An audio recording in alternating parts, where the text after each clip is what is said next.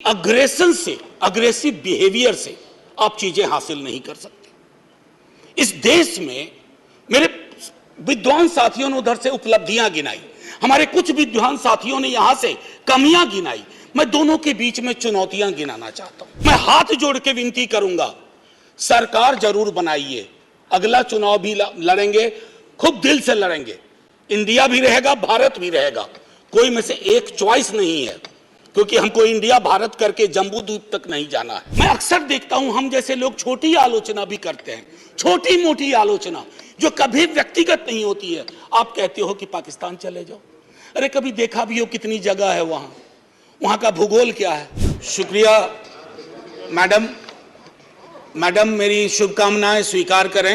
मैं यहां से बोल रहा हूं, इधर इधर मैं यहां से बोल रहा हूं। शुक्रिया, बहुत अच्छा अवसर है कि आप यहां आई हैं, कितनी खुशी हो रही है बता नहीं सकता। आज सुबह माननीय सभापति महोदय ने कहा था कि ह्यूमर वगैरह हमारी जिंदगी से चला गया, तो मुझे स्मरण है ये किताब, मैं एक ही किताब लेके आया हूं, ऐसी 5 किताबें हैं कॉन्स्टिट्यूएंट असेंबली डिबेट्स की। तो इसमें सर ऐसी 5 किताबें हैं कॉन्स्टिट्यूएंट असेंबली डिबेट्स।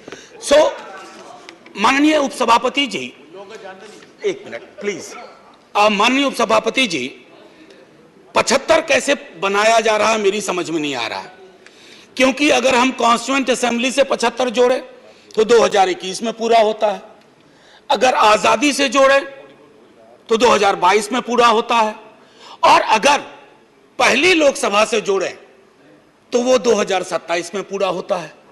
तो ये 75 की गणना कहां हुई, किस ज्योतिषी ने की मुझे नहीं पता, मेरे हिसाब से 75 नहीं है, लेकिन 75 वाली फील में अपनी बात रखूंगा।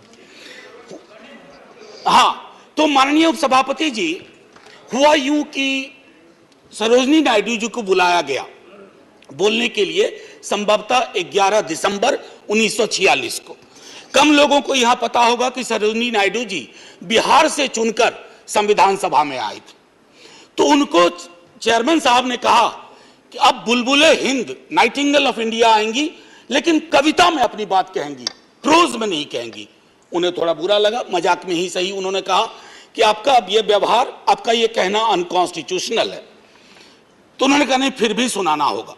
तो उन्होंने एक चीज सुनाई जो मैं पेश नजर कर रहा हूं माननीय सभापति जी को।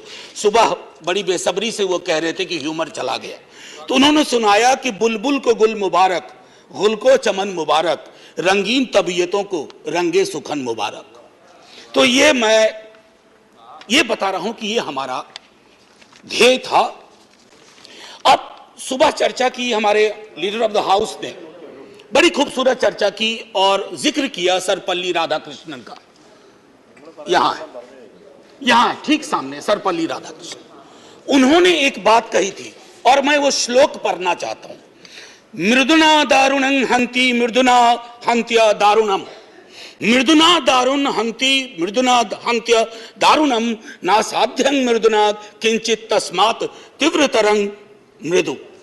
इसका आशय यह है माननीय सभापति, उपसभापति जी, कि अग्रेशन से, अग्रेसिव बिहेवियर से आप चीजें हासिल नहीं कर सकते। इस देश में मेरे विद्वान साथियों ने उधर से उपलब्धियां गिनाई, हमारे कुछ विद्वान साथियों ने यहां से कमियां गिनाई। मैं दोनों के बीच में चुनौतियां गिनाना चाहता हूं। चुनौतियों की वजह से आज हम यहां हैं, और सिर्फ हम ही नहीं हैं, 140 करोड़ लोगों का यह भवन है, चाहे नया वाला हो या पुराना वाला हो। तो आज के दिन ये मेरी ओर से एक विदाई भाषण भी है, अपने दल की ओर से, इस इमारत को, जिस इमारत में हिंदुस्तान की तकदीर लिखी गई संविधान सभा के माध्यम से, और वो तकदीर लिखने वाले संकीर्ण दायरों में नहीं सोचते थे। मैं उस पर आऊंगा थोड़ा 2 मिनट के बाद। माननीय सभापति जी, बहुत चर्चा होती है, 47 में बंटवारा हुआ था इस देश का, बंटवारे के बावजूद उतनी घृणा, उतनी नफरत, पीड़ा के बावजूद नहीं थी। अभी हाल में एक रोमिला जी की किताब आई, वो कहती हैं बड़ी खूबसूरती से, have we moved from integrated nationalism to segregated nationalism, क्या हम एकीकृत राष्ट्रवाद से एक विभाजित विखंडित राष्ट्रवाद की ओर बढ़ रहे हैं, क्योंकि यह इमारत, इसकी बुनियाद मेलजोल पे है।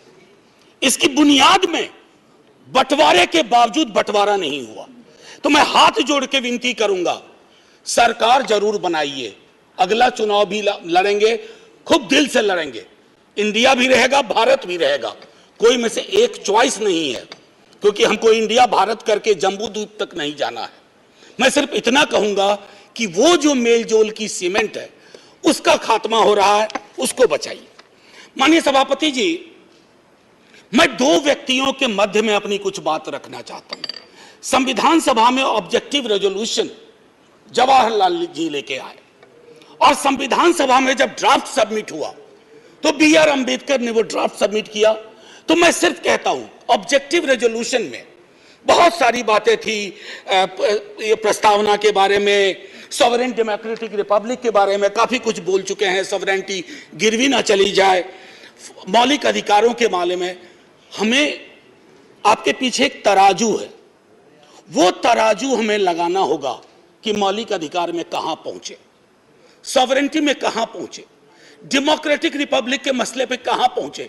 High flying words don't cover up our failures, let's not look for that. और एक मसला आया, उन्होंने एक जिक्र किया ओथ ऑफ टेनिस कोर्ट। माननीय सभापति जी, फ्रेंच रेवोल्यूशन के बाद जब बड़ी शिद्दत से लोग काम में लग गए अधिकारों पर बात करने के लिए, तो राजा को शुरू में परेशानी नहीं हुई, लेकिन राजा को लगा कि कुछ ऐसा कर रहे हैं जिससे खुराफात की बू आ रही है। उसने क्या किया, दरवाजे बंद करवा दिए। जिस हॉल में वो लोग बैठते थे वो चले गए दूसरे दरवाजे रूम में, उसको भी बंद करवा दिया। तो वो चले गए टेनिस कोर्ट में, सारी कार्रवाई पूरी की, उसको कहा oath of tennis court. Oath of tennis court का जिक्र जवाहरलाल जी ने इसलिए किया था कि हमारे अंदर वो जज्बा हो, इमारत बनाने बिगाड़ने से इबारतें नहीं बदलनी चाहिए। हमारा जज्बा वही होना चाहिए जो ओथ ऑफ टेनिस कोर्ट में जवाहरलाल जी, हमारे फर्स्ट प्राइम मिनिस्टर, ने कहा। अब आते हैं कि बाबा साहब भीमराव अंबेडकर जी ने क्या कहा। माननीय सभापति जी, आप जिस इलाके से आती हैं, मैं जिस इलाके से आता हूं, वहां ये बातें बड़ी प्रबल है। आजादी का मूल्यांकन होगा तो इस आधार पर होगा कि राजनीतिक आजादी, सामाजिक आर्थिक आजादी में कितनी तब्दील हुई, अगर नहीं हुई तो क्यों नहीं हुई। उन्होंने कहा था कि एक दिन एक ज्वालामुखी बन जाएगा, और मैं उस ज्वालामुखी को बनते देख रहा हूं। वो इसलिए बनते देख रहा हूं कि जब मैं देखता हूं कि बिहार के जातिगत सर्वेक्षण पे देश के सॉलिसिटर जनरल कोर्ट में खड़े हो जाते हैं, तो मैं देखता हूं ब्लॉक करने की कोशिश हो रही है। यह एस्पिरेशनल वर्ग है, पिछड़ों की बड़ी आबादी, उसके एस्पिरेशन को आप सोशल डेमोक्रेसी के नजरिए से देखिए। जो बाबा साहब कह गए थे 31 में आखिरी हुई, उसके बाद पाकिस्तान बांग्लादेश बना। क्या इस देश को, यहां की सरकारों को, राज्यों की सरकार को वैज्ञानिक आंकड़े नहीं चाहिए? क्या आप आंकड़े आसमान से गिराएंगे? मैं समझता हूं आज के दिन यह भी हमें सुनिश्चित करना होगा कि हम इन आंकड़ों को लाएं, उसके आधार पर अपनी नीतियां तय करें। एक माननीय सभापति जी, अंबेडकर साहब दो और चीज कह के गए, प्रिवेंटिंग टिरनी ऑफ मेजॉरिटी। मैं बार बार इस सदन में कह चुका हूं कि मेजॉरिटी बेहद आवश्यक चीज है, मेजॉरिटी के बिना सरकार नहीं चलती है, लेकिन मेजॉरिटी और मेजॉरिटेरियनिज्म में फर्क है। यह फर्क अगर हमारी सरकार भूल जाती है तो बहुत बड़ी पीड़ा होती है। जब मेरे मित्र ने कहा, मैं अक्सर देखता हूं हम जैसे लोग छोटी आलोचना भी करते हैं, छोटी मोटी आलोचना जो कभी व्यक्तिगत नहीं होती है। आप कहते हो कि पाकिस्तान चले जाओ, अरे कभी देखा भी हो कितनी जगह है वहां का भूगोल क्या है, इतने लोग नहीं अट पाएंगे। मान लीजिए कि 65% लोगों ने आपको पिछली बार वोट नहीं किया, सबको पाकिस्तान भेज दोगे? ऐसी कोई व्यवस्था होती है? यहीं मेलजुल से रहना है, यहीं मिलकर रहना है। और ये सारी चीजें मैं नहीं कह रहा हूं, खुद अंबेडकर साहब कह के गए थे। मैडम, आपकी तरफ से मैं एक और चीज, एक दो छोटी चीज कह करके, इस देश की एक बड़ी आबादी, सभापति महोदया, मैं आपका सभापति महोदया अभी बिल मत 2 मिनट लूंगा, ज्यादा नहीं, आज पहली बार हैं, इतने नजरिए इनाद कर दीजिए। मैं सिर्फ इतना कहना चाहूंगा कि बेरोजगारी को लेकर के हमारा दृष्टिकोण साफ होना चाहिए। सरकार में आप हो, हम हो, बेरोजगारी हम सबकी पॉलिटिक्स खत्म कर देगा। राइट टू एम्प्लॉयमेंट के लिए हम क्या सोच रहे हैं, और इस देश की एक बड़ी आबादी से देशभक्ति का जो प्रमाण पत्र हम मांगते हैं ना मैडम, वो कहीं चलेगा नहीं। मैं आखिरी चीज कह करके एक सुनाना चाहता था। मैं इसलिए कहता हूं, वो एक घर में 5 सदस्य हैं, उसमें हर 5वां सदस्य उस आबादी का है। अगर उस घर में उस 5वें सदस्य को आप एलिनेट करेंगे, दूर करेंगे, घर कभी महफूज नहीं रह सकता। और आखिरी में मैं साहिर को जाता हूं और वहीं खत्म कर दूंगा, आपको घंटी बजाने की जरूरत नहीं पड़ती। आओ कि आज गौर करें इस सवाल पर, देखे थे हमने वो हंसी ख्वाब क्या हुए। दौलत बढ़ी तो मुल्क में अफलास क्यों बढ़ा, खुशहाली आवाम के असबाब क्या हुए। जो अपने साथ साथ चले कुएदार तक, वो दोस्त वो रफीक वो अहबाब क्या हुए। क्या मोल लग रहा है शहीदों के खून का, क्या मोल लग रहा है शहीदों के खून का, मरते थे जिन पे हम वो सजाए याब क्या हुए।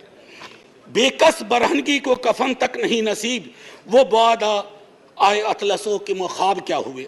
जमहूरियत नवाज बशर दोस्त अमन ख्वाह, खुद को जो खुद दिए थे वो अलकाब क्या हुए। मजहब का रोग आज भी क्यों लाइलाज है, मजहब का रोग आज भी क्यों लाइलाज है, वो नुस्खा हाय नादिर नायाब क्या हुए। हर कूचा शोला जा रहे हर शहर कत्लगाह, यकजहतिया हयात के आदाब क्या हुए। सहराए तीरगी में भटकती है जिंदगी, उभरे थे जो उफक पे वो माताब क्या हुए। मुजरिम हूं अगर मैं तो गुनहगार तुम भी हो, मुजरिम हूं अगर मैं तो गुनहगार तुम भी हो, ए रहबराने कौम खताकार तुम भी हो। जय हिंद ma'am, and salute to all the freedom fighters, संविधान सभा के उन तमाम लोगों को। और मैं चाहूंगा कि सेंगोल के बगल में एक बड़ी आकृति में इनकी तस्वीरें वहां लगाई जाएं और हमें प्रेरणा देते रहें। जय हिंद।